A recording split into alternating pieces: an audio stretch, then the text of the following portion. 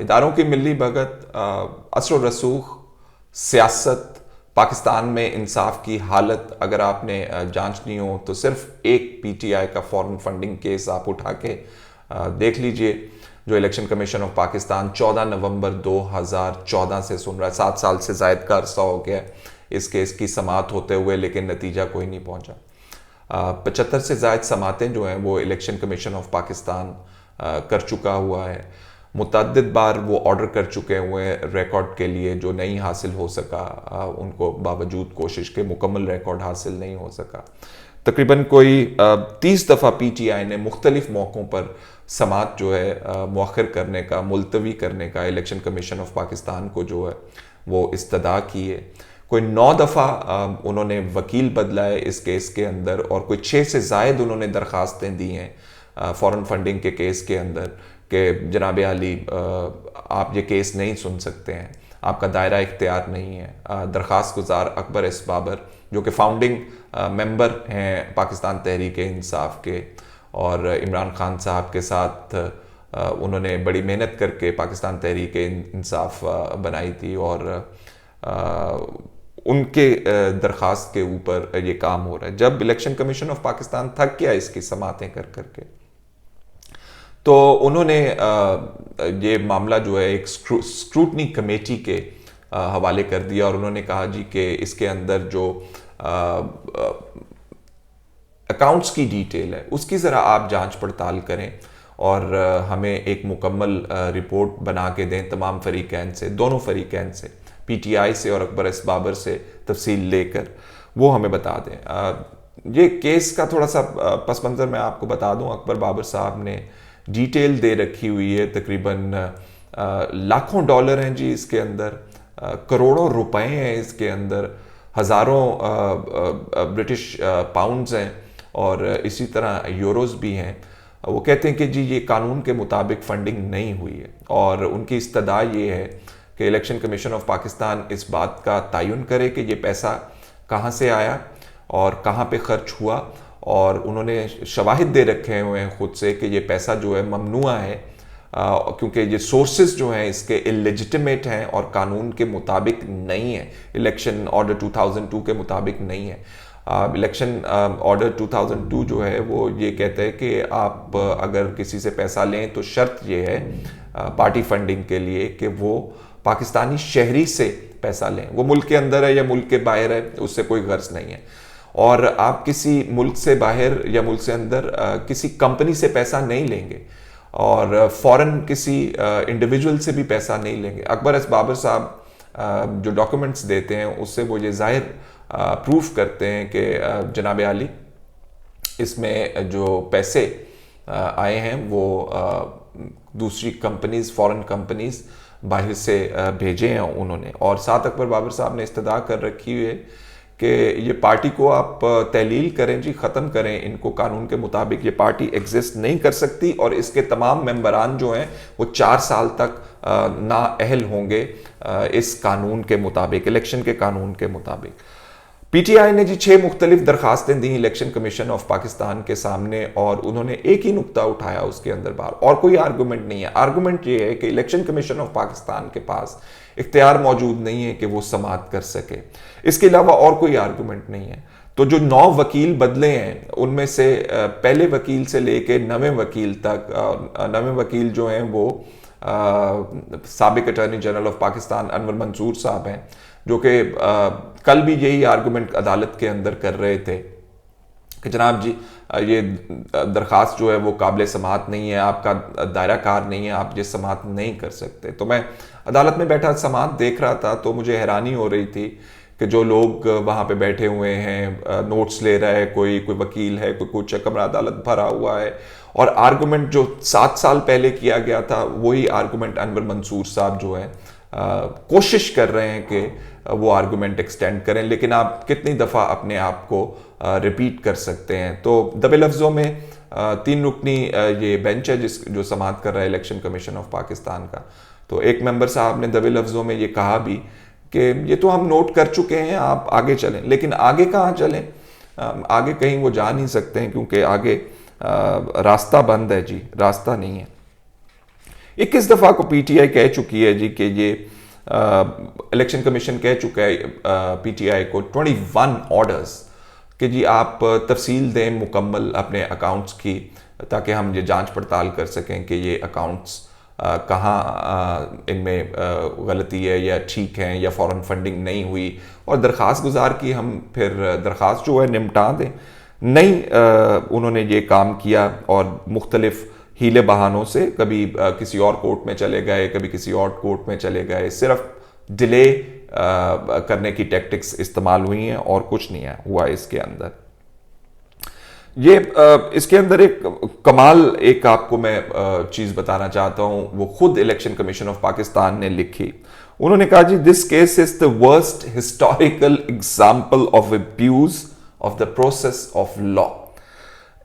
मुझे बड़ी हैरानी हुई ये जुमला पढ़ के इलेक्शन कमीशन ऑफ पाकिस्तान का कि आप समाअत खुद कर रहे हैं, कानून ने आपको इख्तियार दे रखा है, आप अपना ऑर्डर इम्प्लीमेंट करवा सकते हैं, उसके बावजूद आप अपनी बेबसी का इजहार कर रहे हैं, और वो भी इन अल्फाज में जो आप खुद एक केस सुन रहे हैं उस बारे में कह रहे हैं कि ये एक बदतरीन मिसाल है कानून को रौंदने की, और इसकी और मिसाल नहीं आपको मिलेगी। मैं बड़ा हैरान हुआ कि वो खुद ही सुन रहे हैं और खुद ही इस केस के बारे में वो ये बात कर रहे हैं।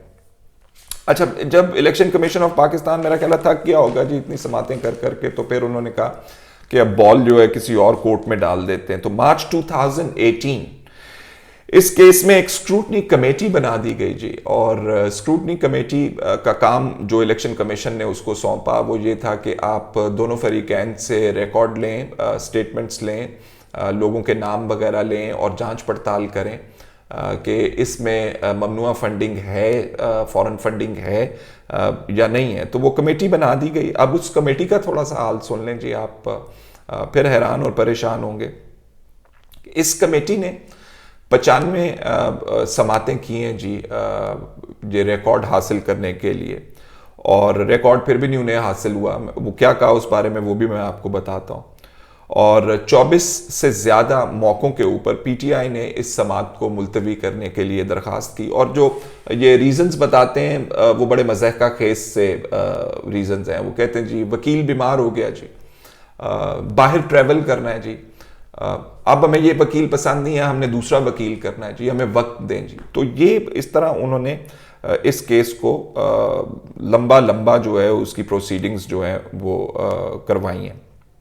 फिर फाइनली एक मौका आता है ना जी, जब आपके पास मजीद बहाना ख़त्म हो जाता है तो आप कहते हैं अब क्या करें। तो वो कहते हैं जी चलें इस तरह करो, अद्धा पचद्धा जड़ा ना जी रिकॉर्ड दे दो, जिस तरह का भी है दे दो, लेकिन यह चीज़ें काट लो। उन्होंने क्या किया, वो रिकॉर्ड उन्होंने जब दिया तो उसमें से स्टेटमेंट्स बैंक की नहीं दी, बैंक स्टेटमेंट्स मीनिंग ट्रांजैक्शंस, ये बता दिया कि ये पैसे आए हुए हैं हमारे पास, और वो पैसे आए हुए हैं वो लाखों डॉलर हैं जी।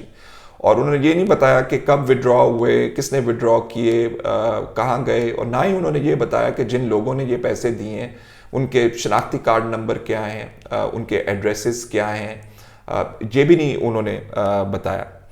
तो जब ये कमेटी समाअत करती रही और किसी नतीजे पे नहीं पहुंच पा रही थी, तो जून 2020 को इलेक्शन कमीशन ऑफ पाकिस्तान ने इस स्क्रूटनी कमेटी से जो है वो रिपोर्ट मांगी। तो अगस्त में ये रिपोर्ट उनको दे दी गई। तो 27 अगस्त 2020 को इलेक्शन कमीशन ऑफ पाकिस्तान ने स्क्रूटनी कमेटी की रिपोर्ट जब देखी तो वो शशोपंज रह गए। पहले खुद समाअत करते हुए हैरान और परेशान थे, फिर ये कमेटी की जब उन्होंने रिपोर्ट देखी तो शशदर रह गए, और उन्होंने कहा कि जी ये आपने क्या किया हुआ है, इसके अंदर तो ना पूरी डिटेल्स हैं, ना आप किसी मौक़िफ़ के ऊपर आप ना आपने कोई कंसेंसस डेवलप किया है, ना आप किसी नतीजे के ऊपर पहुंचे हैं, तो आपने ये किस किस्म की रिपोर्ट जो है दी है। फिर उसके बाद उन्होंने ये मुस्तरद कर दी रिपोर्ट, और स्क्रूटनी कमेटी को कहा कि जी आप दोबारा इसकी रिपोर्ट बनाएं। तो फिर वो उसी काम पे लग गए जिस काम पे पहले लगे हुए थे, और स्क्रूटनी कमेटी ने फिर दोबारा दोनों पार्टियों को बुलाया, और फिर finally state bank of Pakistan से जो रिकॉर्ड दिया गया वो उसका जायज़ा जो है वो उन्होंने लेना शुरू किया। 4 जनवरी 2022 को स्क्रूटनी कमेटी की फाइनल रिपोर्ट जो है वो इशू हुई और दरख्वास्त गुजार को भी दी गई। तो तमाम अहम कागजात जो स्टेट बैंक ऑफ पाकिस्तान से ली गई थी, पीटीआई की बैंक स्टेटमेंट्स शामिल थी, इन्हें खुफिया रखा गया था। तो साथ इस्तदा भी पीटीआई ने की कि जी हम रिकॉर्ड तो आपको जो भी है थोड़ा बहुत दे देते हैं, लेकिन आप इसको मीडिया को ना दीजिएगा, पब्लिक ना कीजिएगा, पब्लिक डोमेन में ना लाइएगा। ये पता नहीं था कि उसमें से क्या निकलेगा कि जिससे जो है बड़ी सुबकी होगी तमाम लोगों की। सीधा सीधा फाइनेंशियल मैटर है जी, और ये कोई जातियात के ऊपर तो मामला है नहीं, कानून का मामला है और एक सियासी पार्टी का मामला है जो अपने आप को नुमाइंदा गर्दानती है पूरे पाकिस्तान का, और उसके साथ पार्टी के नाम के साथ इंसाफ लगा हुआ है। और इंसाफ की धज्जियां जिस तरह इस केस के अंदर उड़ाई गई हैं वो मैंने आपको आपके गोश गुजार किए। अब जब स्क्रूटनी कमेटी की जो रिपोर्ट थी वो दरख्वास्त गुजार को दी गई, तो दरख्वास्त गुजार साहब ने उसके ऊपर क्या कहा वो मैं आपको बताना चाहता हूं।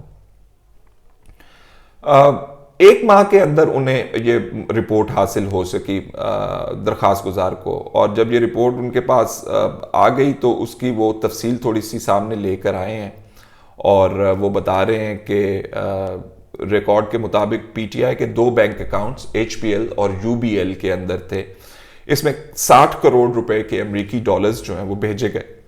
स्क्रूटनी कमेटी ने अपनी रिपोर्ट में लिखा कि कमेटी के पास अमेरिका से भेजे जाने वाली इस रकम के हवाले से कोई बैंक स्टेटमेंट्स मौजूद नहीं है, फराहम नहीं की गई पीटीआई की तरफ से, उन्होंने कहा।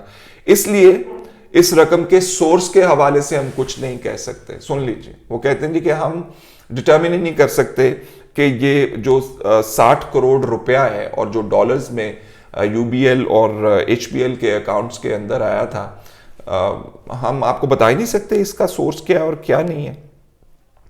कमेटी ने इस बात का इकरार किया, ये दरख्वास्त गुजार साहब कह रहे हैं कि इसके पास ना ही इस रकम का कोई सोर्स है और ना ही कोई सबूत और इसकी तफसील के हवाले से। तो जो दरख्वास्त गुजार साहब हैं वो बात कहते हैं कि ये साबित होता है कि पीटीआई इन फंड्स के हवाले से ना तो ये बताना चाहती थी कि ये अमेरिका से भिजवाए गए हैं और ना ही ये कि ये कहाँ खर्च हुए हैं। अकबर बाबर साहब ने कहा कि इस बात का कोई सबूत मौजूद नहीं है कि स्क्रूटनी कमेटी ने इलेक्शन कमीशन के अहकामात के मुताबिक पीटीआई के अमेरिका से भेजे जाने वाले 60 करोड़ रुपए की जांच पड़ताल के लिए कोई कोशिश नहीं की। उसकी उन्होंने मिसाल दी, उन्होंने कहा कि पीटीआई से ये कहा जा सकता था कि जो आपने डोनर्स की लिस्ट है वो फराम करें हमें, ये 60 करोड़ रुपया जो है किसी ना किसी ने तो दिए है, वो उनकी आईडी कार्ड्स दे दें, उनके जो एड्रेसेस हैं वो दे दें, वो फराम नहीं किए गए। तो अकबर बाबर साहब का ऑब्जेक्शन ये था कि स्क्रूटनी कमेटी ने ये भी मुनासिब नहीं जाना कि इन किसी फोरम को जो है वो पहुंचे, किसी शख्स से वो पता करें, क्योंकि इलेक्शन कमीशन ऑफ पाकिस्तान ने उन्हें मैंडेट दिया हुआ है। तो ये भी नहीं किया स्क्रूटनी कमेटी ने कि ये नाम्स जो हैं जो ज़रा दे दें उनको जाके नादरा वालों को, ताकि पता चल जाए कि ये जो नाम खाली दिए गए हैं ये सही हैं कि गलत हैं। ये किया ही नहीं उन्होंने। इलेक्शन कवानीन के मुताबिक ऐसी फंडिंग जिसे पीटीआई ने बैनुल अक़वामी या मुल्क से बाहर बनाए जाने वाली कंपनियों की वसातत से इकट्ठा किया हो वो गैर कानूनी है। ये उसके अंदर लिखा हुआ है। ये दरख्वास्त गुजार साहब का मौक़िफ़ है कि ऐसी फंडिंग आप ले ही नहीं सकते। कंपनियां बाहर बना लें और बाहर कंपनियां बना के बाहर की कंपनियों से, पता नहीं उनके क्या इंटरेस्ट होंगे जिन्होंने पीटीआई को पैसे दिए होंगे। अच्छा जी, फिर उन्होंने कहा कि किसी भी गैर मुल्की फर्द या गैर मुल्की कंपनी से पैसे या फंडिंग इकट्ठे करने की इजाज़त नहीं दी है। यह भी कानून के अंदर लिखा हुआ है। फिर अकबर बाबर साहब बताते हैं कि पीटीआई की 2 कंपनियां LLC 5975 और LLC 6160 में 33,68,750 डॉलर्स आए, और उनके मुताबिक इसमें से कोई 1,69,187 सॉरी, ये जो थे ये गैर मुल्की कंपनियों ने भिजवाए हुए थे, और 44,209 डॉलर्स जो हैं वो गैर मुल्की अफराद ने भिजवाए हुए थे। ये डॉलर्स के अंदर बात हो रही है जी, याद रखिएगा।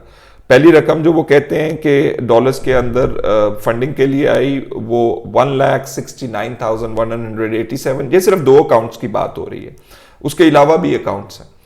तो ये बाहर से आई। उनका कहना है कि पीटीआई की तरफ से डोनर्स की जो फहरिस्त फराम की गई, इसकी तस्दीक नहीं की जा सकती, जो मैं पहले बात बता चुका हूं आपको, क्योंकि तहरीक इंसाफ ने शनाख्ती कार्ड्स वगैरह, घरों के पते दिए ही नहीं थे।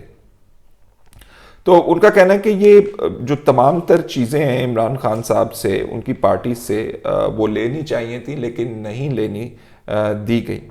तो ये जो समाअत हो रही है इस केस की, इसके अंदर बहुत सारे लोग इन्वॉल्व हैं। जो इलेक्शन कमीशन के लोग हैं वो वहाँ पे बैठे हुए हैं, तनख्वाहें लेते हैं पब्लिक एक्सचेकर से, और लोग सिक्योरिटी वाले मौजूद हैं और स्टाफ मौजूद है।